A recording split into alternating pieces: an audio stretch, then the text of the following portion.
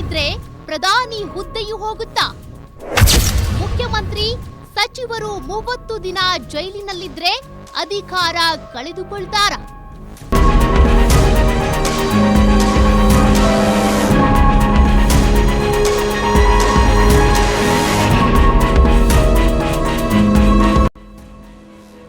ರಾಷ್ಟ್ರ ರಾಜಕಾರಣದಲ್ಲಿ ಭಾರೀ ಸಂಚಲನ ಮೂಡಿಸಿರುವ ಹೊಸ ಮಸೂದೆ ಈಗ ದೇಶಾದ್ಯಂತ ಚರ್ಚೆಗೆ ಕಾರಣವಾಗಿದೆ.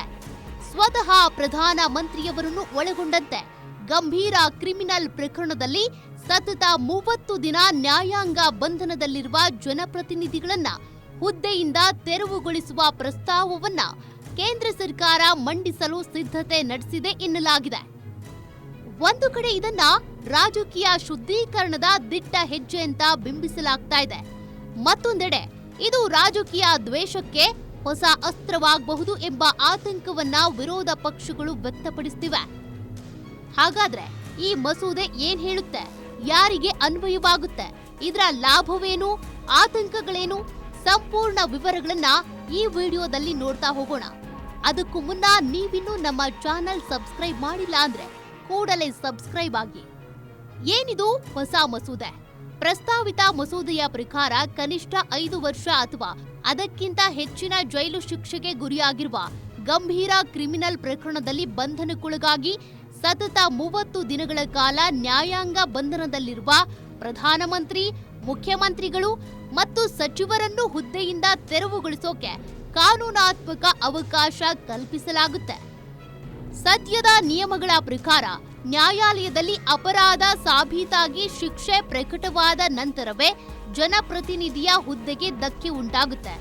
ಆದ್ರೆ ಈ ಹೊಸ ಪ್ರಸ್ತಾವ ವಿಚಾರಣೆ ಮುಗಿಯುವ ಮೊದಲೇ ನ್ಯಾಯಾಂಗ ಬಂಧನದ ಆಧಾರದ ಮೇಲೆ ಕ್ರಮ ಕೈಗೊಳ್ಳುವ ಅವಕಾಶವನ್ನ ನೀಡುತ್ತೆ. ಆದ್ರೆ ಇಲ್ಲಿ ಒಂದು ವಿಷಯ ಸ್ಪಷ್ಟ: ಯಾವುದೇ ಪ್ರಕರಣದಲ್ಲಿ ಬಂಧನವಾದ್ರೆ ಸಾಕಾಗೋದಿಲ್ಲ. ಅದು ಗಂಭೀರ ಸ್ವರೂಪದ ಅಪರಾಧವಾಗಿರ್ಬೇಕು. ಜೊತೆಗೆ ಸಂಬಂಧಿತ ವ್ಯಕ್ತಿ ಸತತ 30 ದಿನಗಳ ಕಾಲ ನ್ಯಾಯಾಂಗ ಬಂಧನದಲ್ಲಿರಬೇಕು. ಆಗ ಮಾತ್ರ ಈ ನಿಯಮ ಅನ್ವಯ ಆಗಲಿದೆ. ಪದಚ್ಯುತಿ ಪ್ರಕ್ರಿಯೆ ಹೇಗಿರಲಿದೆ?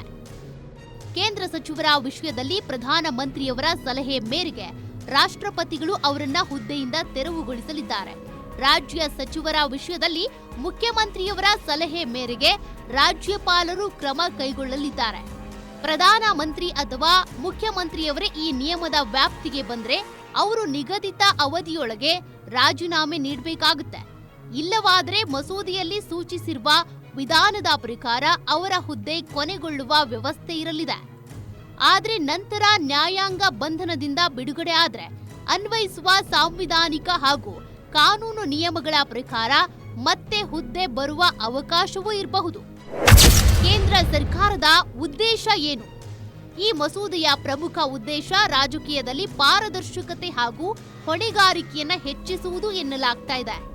ಗಂಭೀರ ಕ್ರಿಮಿನಲ್ ಆರೋಪ ಎದುರಿಸುತ್ತಾ ಅಧಿಕಾರದಲ್ಲಿ ಮುಂದುವರಿಯುವ ಪರಿಸ್ಥಿತಿಗೆ ತೆರೆ ಎಳೆಯೋದು, ಸಾರ್ವಜನಿಕರಲ್ಲಿ ಆಡಳಿತದ ಮೇಲಿನ ವಿಶ್ವಾಸ ಹೆಚ್ಚಿಸುವುದು ಹಾಗೂ ರಾಜಕೀಯ ನೈತಿಕತೆಯನ್ನ ಬಲಪಡಿಸುವುದು ಇದರ ಉದ್ದೇಶ ಅಂತ ವಿಶ್ಲೇಷಿಸಲಾಗ್ತಾ ಇದೆ.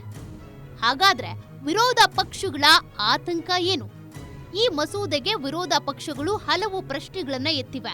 ರಾಜಕೀಯ ಪ್ರೇರಿತ ಪ್ರಕರಣಗಳನ್ನ ದಾಖಲಿಸಿ ವಿರೋಧ ಪಕ್ಷಗಳು ಮುಖ್ಯಮಂತ್ರಿಗಳು ಅಥವಾ ಸಚಿವರನ್ನ ಗುರಿಯಾಗಿಸುವ ಸಾಧ್ಯತೆ ಇದೆ ಅಂತ ಹೇಳ್ತಿವೆ.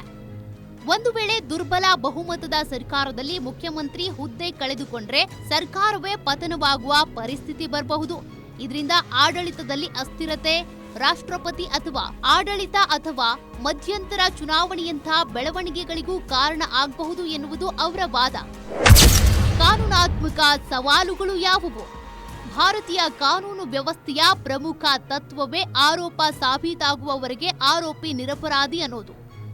ಆದ್ರೆ ಈ ಮಸೂದೆ ನ್ಯಾಯಾಲಯದ ಅಂತಿಮ ತೀರ್ಪು ಬರುವ ಮೊದಲೇ ಕೇವಲ ನ್ಯಾಯಾಂಗ ಬಂಧನದ ಆಧಾರದ ಮೇಲೆ ಹುದ್ದೆಯಿಂದ ತೆರವುಗೊಳಿಸುವ ಅವಕಾಶ ನೀಡೋದ್ರಿಂದ ಇದು ಸಂವಿಧಾನ ಹಾಗೂ ಮೂಲಭೂತ ಹಕ್ಕುಗಳಿಗೆ ವಿರುದ್ಧವಾಗಿದೆ ಎಂಬ ಪ್ರಶ್ನೆ ನ್ಯಾಯಾಲಯದಲ್ಲಿ ಎದುರಾಗುವ ಸಾಧ್ಯತೆ ಇದೆ. ಸಂವಿಧಾನದ 14ನೇ ವಿಧಿ ಸಮಾನತೆ ಹಕ್ಕು, ಪ್ರಜಾಪ್ರಭುತ್ವದ ಮೂಲ ತತ್ವಗಳು ಹಾಗೂ ಒಕ್ಕೂಟ ವ್ಯವಸ್ಥೆಗೆ ಸಂಬಂಧಿಸಿದ ಹಲವು ಕಾನೂನಾತ್ಮಕ ಪ್ರಶ್ನೆಗಳು ಈ ಮಸೂದೆಯ ಮುಂದೆ ನಿಲ್ಲಬಹುದು ಅಂತ ಕಾನೂನು ತಜ್ಞರು ಅಭಿಪ್ರಾಯ ವ್ಯಕ್ತಪಡಿಸಿದ್ದಾರೆ. ಒಟ್ನಲ್ಲಿ ಈ ಪ್ರಸ್ತಾವಿತ ಮಸೂದೆ ಜಾರಿಗೆ ಬಂದ್ರೆ ಭಾರತದ ರಾಜಕೀಯ ವ್ಯವಸ್ಥೆಯಲ್ಲಿ ದೊಡ್ಡ ಬದಲಾವಣೆಗೆ ಕಾರಣವಾಗುವ ಸಾಧ್ಯತೆ ಇದೆ. ಆದರೆ ಅದೇ ಸಮಯದಲ್ಲಿ ರಾಜಕೀಯ ದುರ್ಬಳಕೆ, ಸಾಂವಿಧಾನಿಕ ಮಾನ್ಯತೆ ಹಾಗೂ ನ್ಯಾಯಾಂಗ ಪರೀಕ್ಷೆಯಂತಹ ಹಲವು ಸವಾಲುಗಳನ್ನು ಎದುರಿಸಬೇಕಾಗಬಹುದು. ಹೀಗಾಗಿ ಈ ಮಸೂದೆ ಸಂಸತ್ತಿನಲ್ಲಿ ಯಾವ ರೂಪ ಪಡೆಯಲಿದೆ, ವಿರೋಧ ಪಕ್ಷಗಳ ಆಕ್ಷೇಪಗಳಿಗೆ ಕೇಂದ್ರ ಸರ್ಕಾರ ಯಾವ ಉತ್ತರ ನೀಡಲಿದೆ, ನ್ಯಾಯಾಲಯ ಇದನ್ನ ಹೇಗೆ ನೋಡಲಿದೆ ಎಂಬ ಪ್ರಶ್ನೆಗಳಿಗೆ ಮುಂದಿನ ದಿನಗಳಲ್ಲಿ ಉತ್ತರ ಸಿಗಲಿದೆ. ಈ ಬೆಳವಣಿಗೆಯ ಬಗ್ಗೆ ನಿಮ್ಮ ಅಭಿಪ್ರಾಯ ಏನು? ಈ ರೀತಿಯ ಕಾನೂನು ಅಗತ್ಯವೇ ಅಥವಾ ಇದು ರಾಜಕೀಯ ದುರ್ಬಳಕೆಗೆ ದಾರಿ ಮಾಡಿಕೊಡುತ್ತದೆಯೇ? ನಿಮ್ಮ ಅಭಿಪ್ರಾಯವನ್ನ ಕಮೆಂಟ್ ಬಾಕ್ಸ್ನಲ್ಲಿ ತಿಳಿಸಿ. ಧನ್ಯವಾದ.